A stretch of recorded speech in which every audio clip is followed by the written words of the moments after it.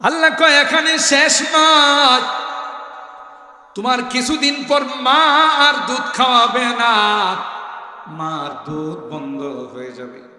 মা মা তোমাকে দুধ খাওয়ানো বন্ধ করে দিবে। এরপর তুমি কি খাবে? আমি আল্লাহ জমিনের মধ্যে তোমার জন্য পোলার চাউলের ব্যবস্থা করে দিলাম, চিকন চাউলের ব্যবস্থা করে দিলাম। কে করছেন? আরো জোরে বলেন কে? এই চিকন চাউলের ব্যবস্থা আমার আল্লাহ করে দিয়েছেন গোলাম। না না, তুমি দুনিয়াতে আসার 50,000 বছর পূর্বে তুমি কি গোকর্ণ ঘাটে থাকবে, নাকি তুমি আমিন করে থাকবে, নাকি রসুল করে থাকবে, নাকি তুমি পরতলা থাকবে, নাকি কাজী বাড়ায় থাকবে, এই জায়গাটাও আমি আল্লাহ তোমার জন্য নির্ধারণ করে দিলাম। ويعلم مستقرها ومستودعها كل في كتاب مبين। সব ওখানে লিখা। সুবহানাল্লাহ। এ গোলাম, তোমার জন্য কিছু আমি চাই না তোমার কাছে, তোমার কাছে আমি কোনো বিনিময় চাই না, তোমার কাছে কোনো দিন আমি কোনো বিল পাঠাই না। শুধু চাই গোলাম 24 ঘন্টা তুমি তোমার ডিউটিতে থাকবে, 24 ঘন্টা তোমার কর্মস্থলে থাকবে। মাত্র 5 ওয়াক্ত নামাজের মধ্যে মুয়াজ্জিন যখন বলবে হাইয়া আলাস সালাহ, তুমি নামাজের দিকে আসো, কি লাভ হবে? হাইয়া আলাল ফালাহ, এটা তোমার দুনিয়া এবং পরকালের সফলতা। সুবহানাল্লাহ। এ বান্দা, তুমি যখন মুয়াজ্জিনের ডাকে সাড়া দিয়া 5 ওয়াক্ত নামাজ জামাতের সাথে আদায় করবে, আমি আল্লাহ তোমার 24টা ঘন্টা ইবাদতে লিখে দিব। এইটুকু তোমার কাছে চাই, সব তো আমি। আরে গোলাম নাদান, তুই যখন রাত্রে 2টা 3টার সময় ব্যথায় আক্রান্ত হয়ে যা, কোথাও যদি তোর ইনজুরি হয়ে যা, তুই কার কাছে বলবি? ফার্মেসিগুলো বন্ধ, ডাক্তারের চেম্বার বন্ধ, আমি তোর জন্য রাত্রে 1টা সেকেন্ড পর্যন্ত ঘুমাই। তুই আমারে ডাক দিবে, চেম্বারও খোলা নাই, ফার্মেসিও খোলা নাই, তাহলে আমিও যদি ঘুমাই যাই তাহলে তোর ডাক শুনবে কে? আল্লাহু আকবার। নিমুখ খারাপ, তুই আমাকে 15টা মিনিটও দিতে পারিস না? 24টা ঘন্টার মধ্যে তোর কাছে তো আমি 5 ঘন্টা চাই না, 15 মিনিট করে আমি তোর কাছে চাইছি। কথা বল, তুই তোর ইতিহাস একটু তালাশ, ভুলে গেলে হবে না। বাহাদুরি করিস না, অহংকার করিস না, দাম্ভিকতা দেখাইস না, কাহার উপরে জুলুম করিস না। আমি কিন্তু সমস্ত ক্ষমতার মালিক, টান দিলে 15 বছরের ক্ষমতা 15 দিনে সব তছনছ হয়ে যাবে। সর্বময় ক্ষমতার মালিক আমি। সুতরাং বাহাদুরি করিস না, দাম্ভিকতা, পৃথিবীর মানুষের উপরে জুলুম করিস না। ও ফাওকা কুল্লি যি ইলমিন আলী, পাওয়ারের উপরও পাওয়ার আছে না? না, আল্লাহ দাম্ভিকতা পছন্দ করে। ইন্নাল্লাহা লা ইউহিব্বু কুল্লা মুখতালিন ফাখুর, পছন্দ করেন। আর আল্লাহ তাআলা বলেছেন ইন্নাল্লাহা লা ইয়াজলিমু মিসকালা যাররা, যাররা পরিমাণ কার উপর আল্লাহ জুলুম করে। হাদিসে কুদসির মধ্যে জানিয়ে দিয়েছে, ইয়া ইবাদি ইন্নী হারামতু যুলমা আলা নাফসি ফালা তুযালিমু বাইনাকুম, তোরা আপোষে জুলুম করিস না, এটা খুব খারাপ জিনিস। ওয়া মিন আয়াতিহি, একটু চিন্তা কর, শুধু পশুর মতো খাবি আর ঘুমাবি এই জন্য বানাই না, তোদেরকে একটা চিন্তা শক্তি আমি দিয়েছি। কথা বলেন ঠিক?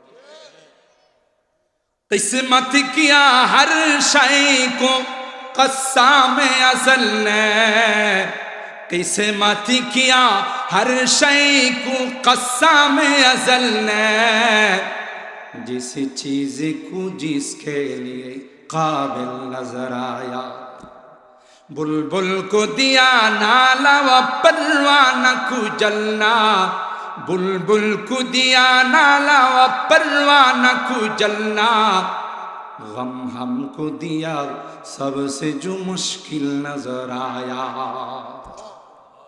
বুলবুলে কি সুন্দর করে গান গায়। কথা বলেন ঠিক কিনা? যাকে যে জিনিস দেওয়া, কোকিল কত সুন্দর করে গান গায়।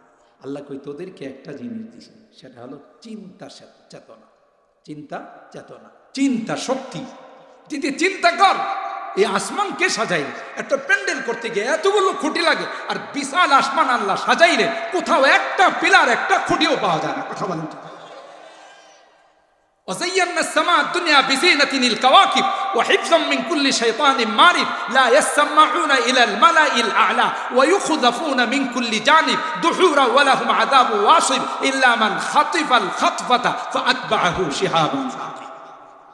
আল্লাহ বলেন প্রথম আসমানটাকে আমি সুন্দর সুন্দর তারকারাজি দিয়া সাজাইছি, তোদের জন্য সব সাজাইছে। এই নদী নালা, সাগর, মহাসাগর কে বানায়?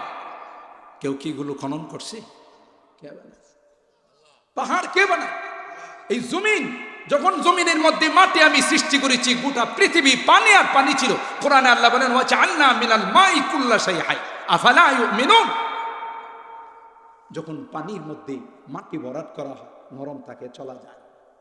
আল্লাহ কই তোরা যেন সুন্দরভাবে চলতে পারিস, এই জন্য আমি জায়গায় জায়গায় পাহাড় বানাই দিছি, জমিনটা মজবুত হয়ে গেছে। সুবহানাল্লাহ। আল্লাহ এগুলো চিন্তা করিস না, কিন্তু ওদের না চিন্তা শক্তি দিছে। বুলবুল কো দিয়া নালা পরওয়ানা কো জলনা, গম হামকো দিয়া সবসে জো মুশকিল নজর আয়া। আল্লাহ বলেন তোদেরকে চিন্তা শক্তি দিয়েছি, চিন্তা কেন করিস না? কে দিল? কে বানাইলো? কিসের থেকে হলাম? কোথায় যাব? অহংকার করিস কিসের জন্য? আল্লামা মোল্লা আলী কারি রহমাতুল্লাহ আলাইহি মিরকাতুল মাফাতিহ নামে একটি কিতাব আছে, ব্যাখ্যা গ্রন্থ মিশকাত শরীফ। ইনি লেখেন যে আমার বুঝে আসে মানুষ কি নিয়ে অহংকার করে, দাম্ভিকতা দেখে। তার শুরুটা হলো একটা নাপাক পানি। কথা আব্বালুহু নুতফাতুন মাদিরা ওয়া তাহমিলু বাইনা যালিকাল আদিরা ওয়া আখিরুহু জিফাতুন কাদিরা। শুরুটা তোর একটা নাপাক পানি, যেটা সভ্য সমাজে যদি কেউ আলোচনা করে, এর কি সমাজে রাখবে না, বাইর করে দিবে। এটি কি মানুষের সামনে বলার জিনিস? এটা হলো তোর সূচনা, স্টার্ট। মাঝখানে কি আছে তুই কি দেখাইতে পারবে? দুইটা ট্যাঙ্কি আছে, একটা ময়লার ট্যাঙ্কি, একটা পেশাবের ট্যাঙ্কি। কথা বল। পেটের মধ্যে কি আছে? যদি এটা কোনোভাবে একটু ছিদ্র করে মাহফিলের মধ্যে একটু সাইরা দেন, সবাই বোধ আদর করে বসতে দিবে। কথা পায় না। এটা হলো তোর মাঝখানের পুঁজি।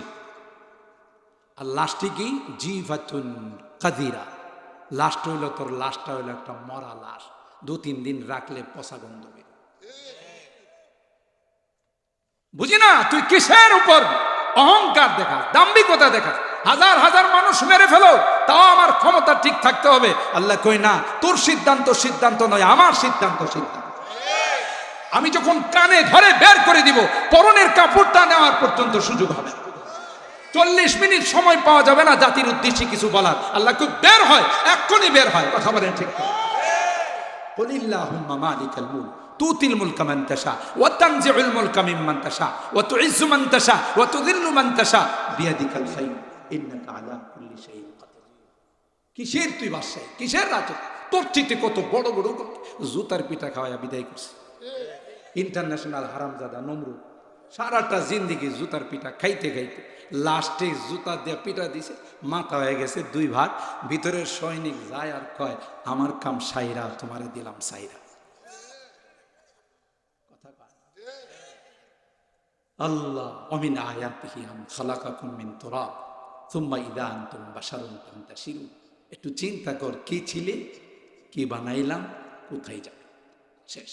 দ্বিতীয় আয়াত। সময় যেহেতু আমার কম, আমি কিন্তু আসছে আগে, কিন্তু আপনাদের মাহফিলের শৃঙ্খলার জন্য আমার আগের বক্তা দেরিতে বসছে। আমার টাইম ছিল 9:30। আমি 9:30, 9:15 এসে আপনাদের এখানে পা রাখছি, কাটা 9:15। কিন্তু শুনলাম যে আগের বক্তা লেটে বসছে। আমি চিন্তা করলাম আমি গেলেই তো সে ছেড়ে দিবে। তখন হয়তো অনেকে ভাববেন যে বসতে পারলো না, হুজুর এসে তারা উঠাই দিই। এই জন্য আমি যেহেতু, উনি যেহেতু দূরের থেকে আসছে, আমি তো এলাকার মানুষ, ব্রাহ্মণবাড়িয়ারই কৃতি সন্তান, যদিও ঢাকার নাগরিক, ঢাকাতে বসবাস করি, সন্তান তো ব্রাহ্মণবাড়িয়া। আর এটা আমি নিজেকে গর্ববোধ করি। কথা পায় না। আমার জীবনের সবচাইতে গর্বের বিষয় হলো আমি ব্রাহ্মণবাড়িয়ার কৃতি সন্তান। গোটা বাংলাদেশের মানুষ বলে যদি এ বাংলাদেশে কখনো ইসলামী হুকুমত কায়েম হয়, ইসলামের পতাকা উত্তোলিত হয়, এটা ব্রাহ্মণবাড়িয়ার জমিন থেকে হয়। কথা বলেন ঠিক কিনা? কারণ গোটা বাংলাদেশ দেখে ব্রাহ্মণবাড়িয়ার মানুষের সাহস, এটা বাতিলের সামনে মাথা নত করে। এরা কাদিয়ানীদেরকে উৎখাত করেছে, কথা বলেন ঠিক কিনা? এরা যখনই কোনো বাতিল আসে, যত পাওয়ার নিয়ে আসে, মুহূর্তের মধ্যে তার পাওয়ারকে তছনছ করে দেয়, কথা বলেন ঠিক না? ব্রাহ্মণবাড়িয়ার জমিনে ফখরে বাঙ্গাল জন্ম নিয়েছে, কথা বলেন ঠিক কিনা?